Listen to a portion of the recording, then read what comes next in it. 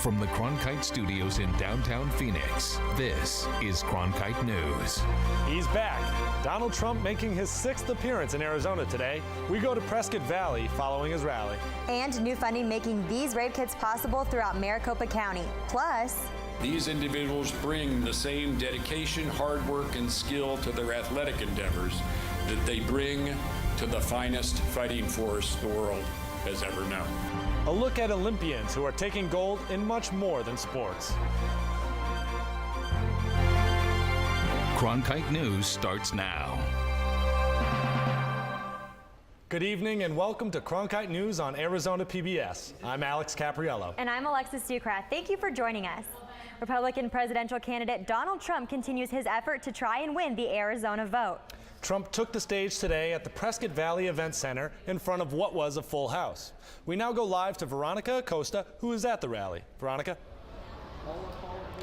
Republican presidential candidate Donald Trump spoke today just after 2 p.m. He said there were about 15,000 to 20,000 people here for his rally, many of them outside watching from big screens. Inside, Trump was interrupted several times by hecklers before they were escorted out. He also paused several times as the enthusiastic crowd chanted USA.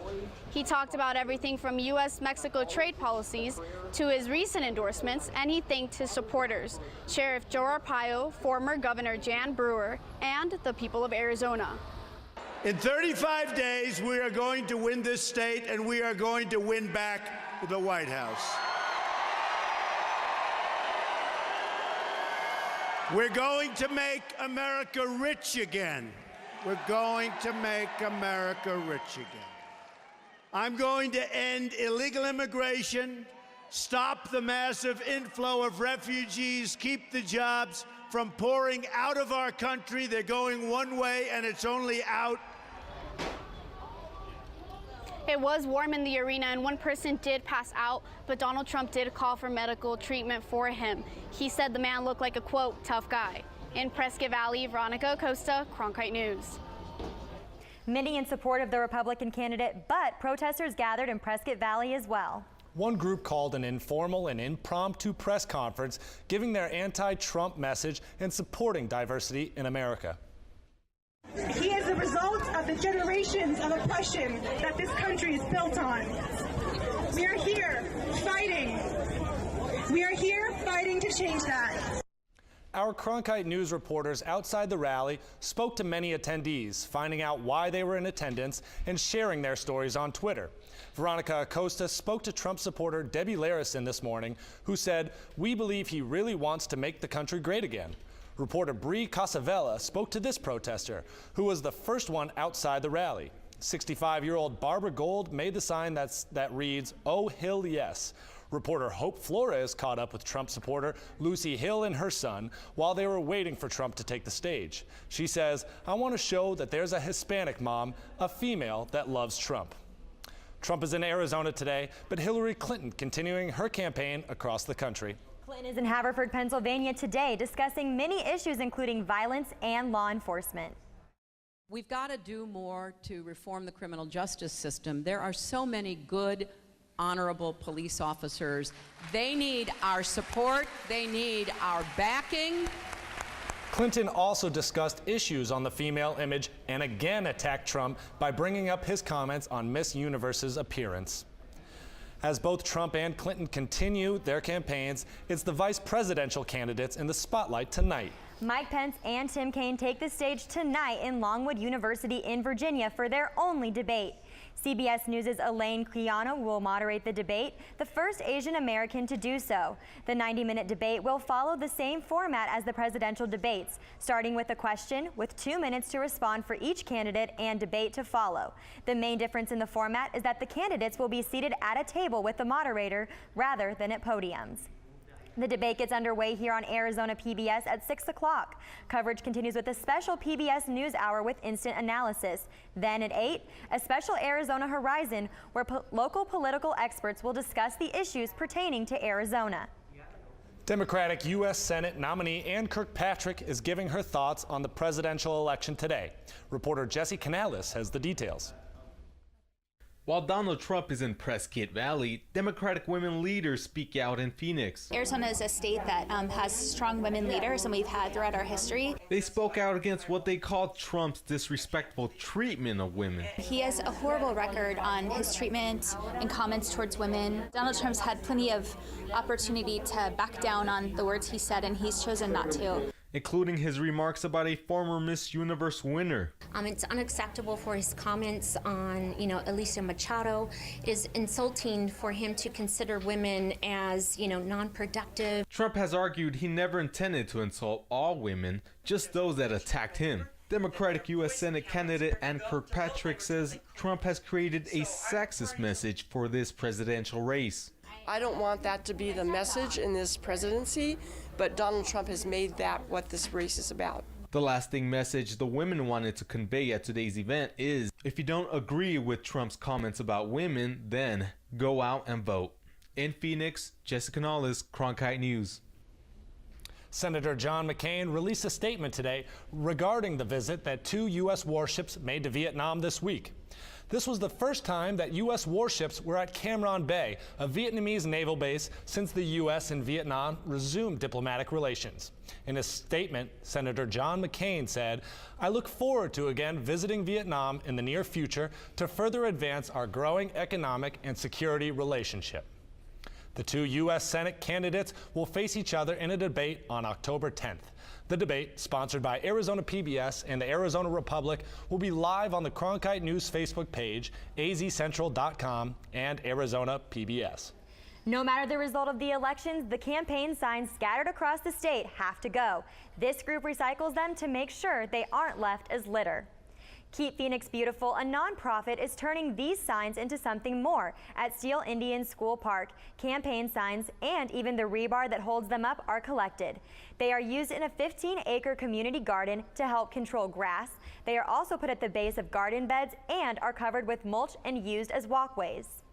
Campaign signs litter every single intersection in the city, and after the election on November 8th, what are you going to do with them? Either they end up in the garbage, going into the landfill, and those things take forever to decompose, or we can do something with them here. After the November 8th election, signs can be dropped off at the garden at the park. Toll roads are used on freeways all over the West, from California to Colorado. But Arizona does not use them yet. Coming up on Cronkite News, a new proposed project could force drivers to start paying to use certain freeways. And new federal grants could help law enforcement solve sexual assault cases faster. Problems continue for veterans looking for care at the Phoenix VA hospital. A Veterans Affairs report issued today found staff inappropriately canceled appointments throughout 2015, more than a year after problems at the hospital triggered a national outcry for better care. Meanwhile, the backlog of specialty appointments actually increased. The report says constant turnover in leadership is partially to blame. Cronkite News will be there tomorrow when the hospital welcomes its newest director, Rima Ann Nelson. New federal grants to Maricopa County Attorney's Office and the Phoenix Police Department will be used to test sexual assault evidence for DNA. The Justice Department granted $1.2 million to the Maricopa County Attorney's Office and $1.5 million to the Phoenix Police Department. County Attorney Bill Montgomery says his office will use its grant money to analyze previously untested evidence for investigation and prosecution. And Assistant Police Chief Mary Roberts says Phoenix will use its funding for steps supporting the city's policy for testing all sex crime evidence. Roberts says DNA evidence isn't needed in all individual sexual assault cases due to specific circumstances of those cases, but she says test results can still help link defendants to other cases. Arizona Governor Doug Ducey heads to Canada today as part of a 4-day economic development mission. Ducey will work with government officials and business leaders from Montreal to Toronto to highlight Arizona's attractive lifestyle and business climate. The Arizona Commerce Authority says Arizona's annual trade totals more than $3.8 billion, and 1 in 20 jobs across the state come as part of that trade relationship. There are over 300 Canadian businesses operating in Arizona. The relationship with Canada goes beyond trade and business. More than 1 million visitors come south each year. 75% of all international travelers going through Sky Harbor International Airport are Canadians. taking one of 125 plus flights a week between the state and Canadian cities. For the first time in 8 years, Tucson residents can catch a flight directly to Mexico. The first flight to Hermosillo left Tucson International Airport yesterday, and flights into Tucson are expected to boost the city's economy. Airline Aeromar will run one flight in and out of Tucson 4 days a week to Hermosillo using a 46-passenger plane. The plane will then stop at 3 other cities after, including Los Mochis, Mazatlan, and Guadalajara. The Arizona Department of Transportation is considering creating a toll road in Metro Phoenix to alleviate traffic on the I-10. Officials proposed a 6-lane freeway called State Route 30, which would go south of I-10 and run parallel to it from Loop 303 to the new 202 South Mountain Freeway. The new freeway is on a list of long-term projects, but it has no set start date and has no secured funding. ADOT is studying the possibility of making the highway a toll road, but a Maricopa Association of Governments officials says it will take time to determine whether that would provide enough money to move the project forward. Universal Technical Institute is struggling with a decline in enrollment. But the school is finding new recruiting methods to spur admission growth. Coming up on Cronkite News, what new partnerships the school is making.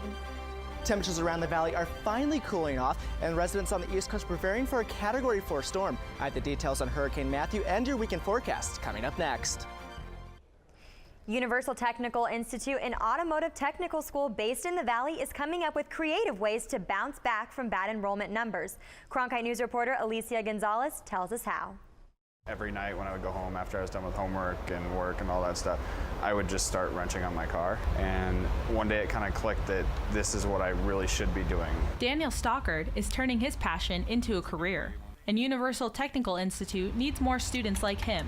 UTI is struggling with financial losses and declining in enrollment, according to the most recent filings of the U.S. Securities and Exchange Commission. But the school is increasing the number of partnerships with car dealerships nationwide as one element of broader efforts to attract students to the school. Obviously, when you're trying to make an educational decision of where you want to go, it makes sense to go to where the jobs are and the relationships are. And that's what we pride ourselves on. Car dealerships are offering to pay for top-notch UTI students' loans once they graduate. But not all students are even interested in tuition reimbursement. They can pay off your student loans, but if the business isn't necessarily busy, you might not have an adequate paycheck. So I think having the amount of service that like my dealership has might outweigh that benefit. Mechanical technicians aren't just turning wrenches anymore. Today, they spend as much time as they are underneath the car fixing simple parts like this as they are running technical diagnostics on cars like this one. When you look at the science and the technology and engineering and math, it's in every aspect of a vehicle from the front bumper to the back bumper. Michael Romano said the demand for mechanical technicians is high and will continue to grow since our nation relies on them to keep our transportation industry alive and running. In Avondale, Alicia Gonzalez, Cronkite News.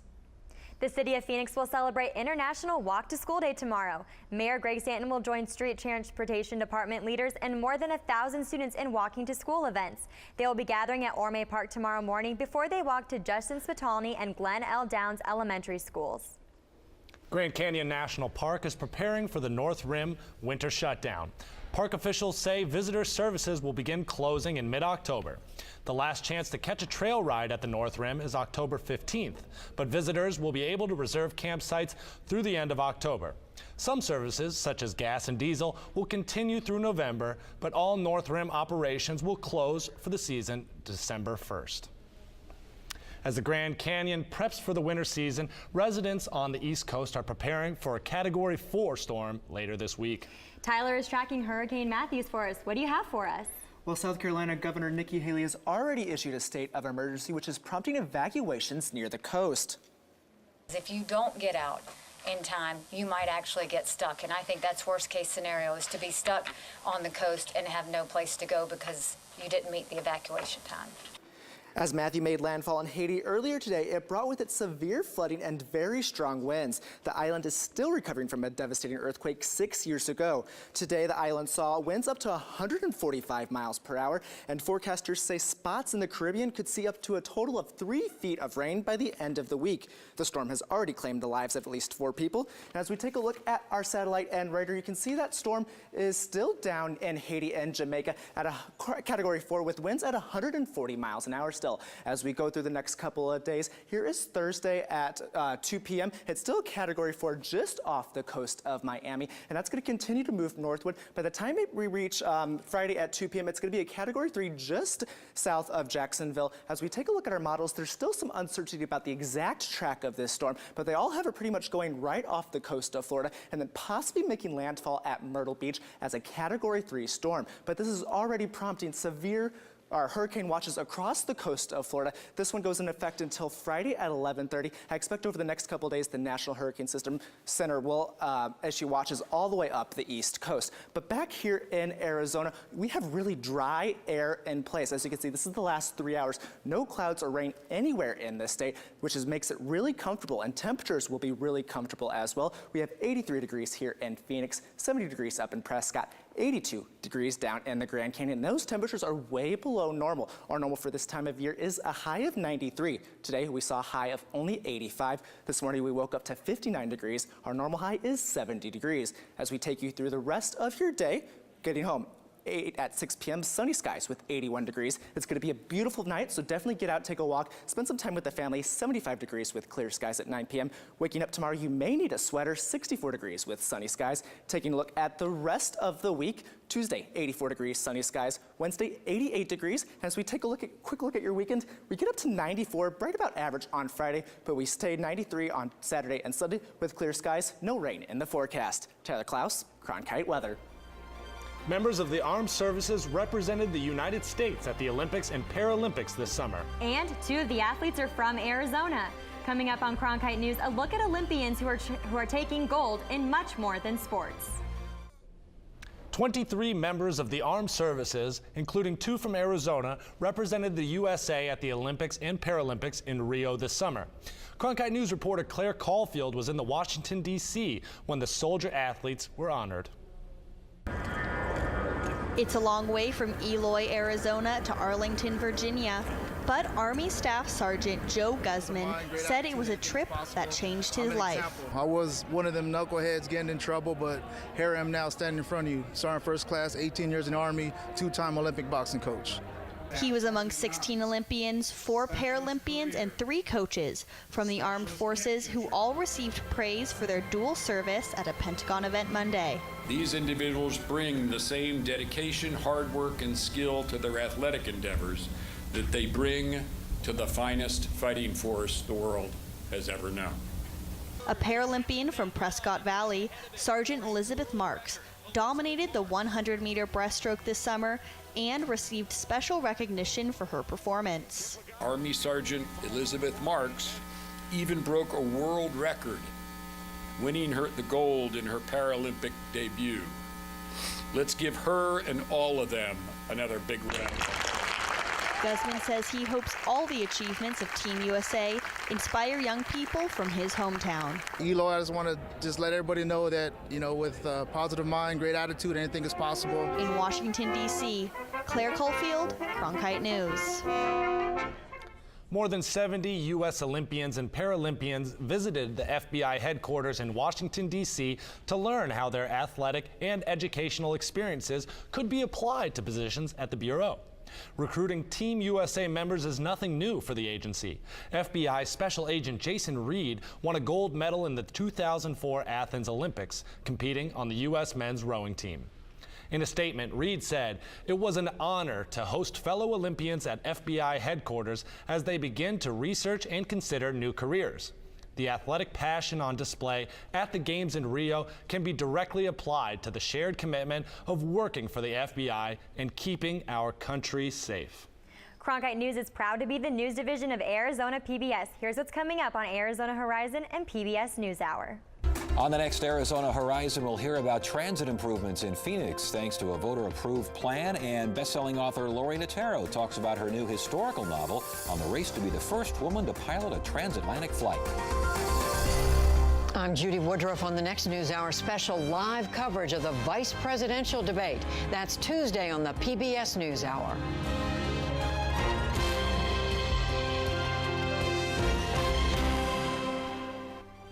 That's it for Cronkite News tonight. Thanks for joining us. For top Arizona stories anytime, go to cronkitenews.azpbs.org.